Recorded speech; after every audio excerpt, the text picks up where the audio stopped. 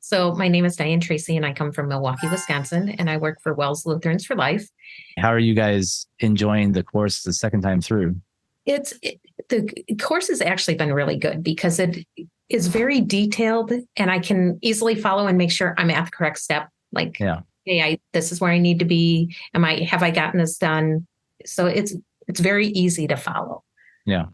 This course just has been wonderful in helping me understand table hosts and getting people to register and how important that is to make your event successful. The course has helped me with negotiating with the venue to try and get the best deal possible, to talk with people, understand where we can get them to give us a better deal, where we can't get them to give us a better deal. It's also helped me understand where my key volunteers are and where I really need to make sure I have filled in for those people to help so that everything doesn't fall on my shoulders the day of the event. As you're going through, we walk you through like name storming and then after that we've got like the templates and things. Did you feel like the Perfect Vision Dinner course supplied enough copy or templates to make your life easier, or did you feel like you needed to still do a lot of work with that stuff? The templates and videos that we have are great. They give you very good path to follow. They helped know how to design the invitations and the reply cards and the giving envelopes. Those were all very, very helpful to know what we should have on there to get the best response. So tell me about the program itself. How are you feeling about all that stuff? We've been doing the course for a while, but it helped give specifics of where we really need to focus with our speakers. And it just has been amazing to have a detailed schedule where you need to plug people in and what you need to have done.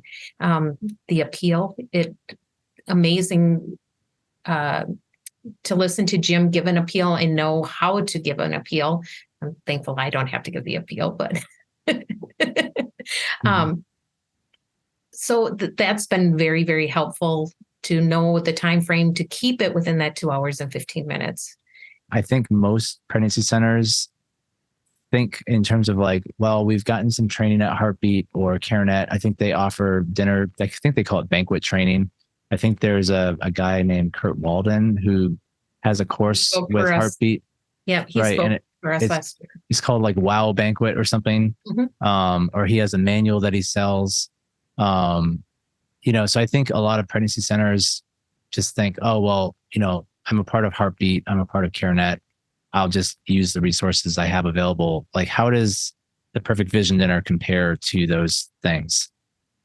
I would say that the Perfect Vision Dinner is much more intense. It definitely leads you through the process more intentionally. And it just covers things that Heartbeat or CareNet wouldn't cover. And the one-on-one with Jason and Jim just is invaluable. That is something that you aren't going to get through another organization. Would you say that the model is much different, or like how would you? I haven't really seen their model, but I would say that you are more intentional and are more thorough with what to do than what their model would be. I generally say it's probably like generally the same idea of what you're doing, but like the Perfect Vision Dinner is like it's like strapping a rocket on your back and just launching you into an upgrade. It's like an upgrade package from probably what you're already doing. Yeah. Would you agree with that assessment? Oh, definitely. And again, the fact that we can talk with you and Jim weekly and discuss problems that maybe we're running into, and even talk to other people that are taking the course at the same time and hear what difficulties they're having. And it has already triggered a thought like, oh, maybe that's something we need to look at that we wouldn't have otherwise had if we were just watching videos. Right. It's just helpful to be able to collaborate with other people.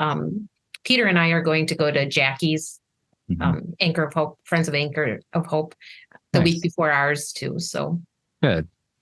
Yeah, theirs seems like it's coming along really nicely. So I'm excited for them.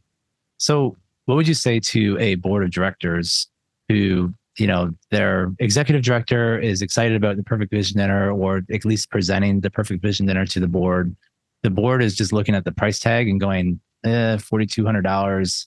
That's a lot of money. Why don't we just read the heartbeat manual? Or, what's wrong with what we're doing? Like, is it, in your view, is it worth $4,200 to invest?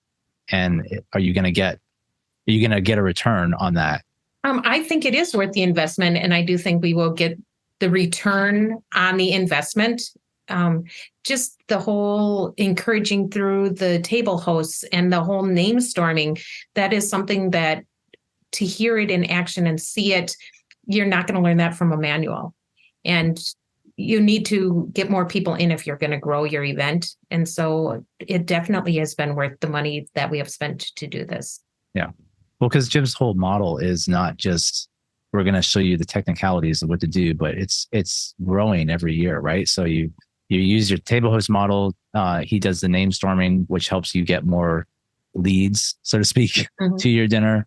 And then, that brings new people in. And then the next year, we continue to develop, those people. So now we have those new people become table hosts, and then they bring in new people. So his whole thing is really, he ideally would like to have like 50% there who have been there before and 50% there who are new, like every year. So you're always bringing in new people, and then growing monthly support, right? So that's really the key to growing your organization. So what would you tell a board member or executive director who's on the fence? They're not sure, should they do it or not? Maybe they can afford it, but they're just not sure if it's worth the time. I always tell them, you can't afford not to do it. But what do you think? It's interesting that you're asking me this, because I'm taking this plan and I'm implementing it at a young organization. They've only been around since 2016. And I asked how many monthly donors they have, and they only have 35 monthly donors, active donors. And so I'm going from Lutherans for Life that has had a lot of people, donors, to very few. And I've just told them that we need to follow this. It's just such a good model, and it will pay itself in the long run. It will give us the dividends that we need if we just stick to it and do what they say, because it's proven. Jim has proven that this is the working model that works. And so we just need to follow it as much as we can. Well, thank you so much. I can't think of any other questions to ask. So once you learn it, there was a new ministry, they're a big global ministry, but each chapter is kind of like autonomous. And this particular chapter needed to raise some money. So they decided to do a banquet, and it was in a church gymnasium. And as soon as I walked in, I was like, oh my goodness, this is so wrong on all levels. It was just, but it's like, once you know how things are supposed to be, it's like, you can't go back from it. It's like, there was just so many things that made me feel like I was being herded into a buffet line and, like at the homeless shelter receiving my portion, and they didn't ask for any amount of money. So, I heard that they didn't do very well. And you wonder why, right? Right. So are you going to start losing your hair like Jim when you go to those events? They're so focused on not spending money that they hurt themselves. So it's like, okay, well, maybe you raise 10,000 or 15,000 instead of 5. So you feel like you did well, but they don't realize that we raise between 100 and 150 at our events, there's a big difference, between 10,000 and 100,000. So yeah, there is. So I don't know.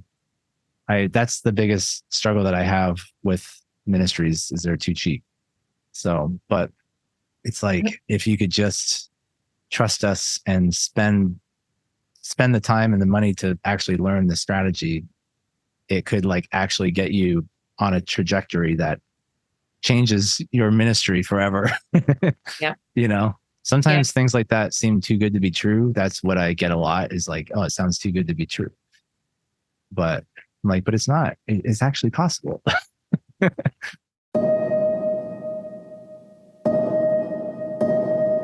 In this lesson, we're going to be talking about some common misconceptions of a vision dinner. It sounds so right, doesn't it? If you get people's heart, their money will follow. Everybody tends to think that way. How to motivate table hosts and to keep them engaged throughout the process of your vision dinner. Someone getting dressed up and being herded into a buffet like a cattle call is not something that excites people. We're going to be talking about exactly how to negotiate the contract with the hotel. It isn't getting Mr. and Mrs. Megabucks on your board.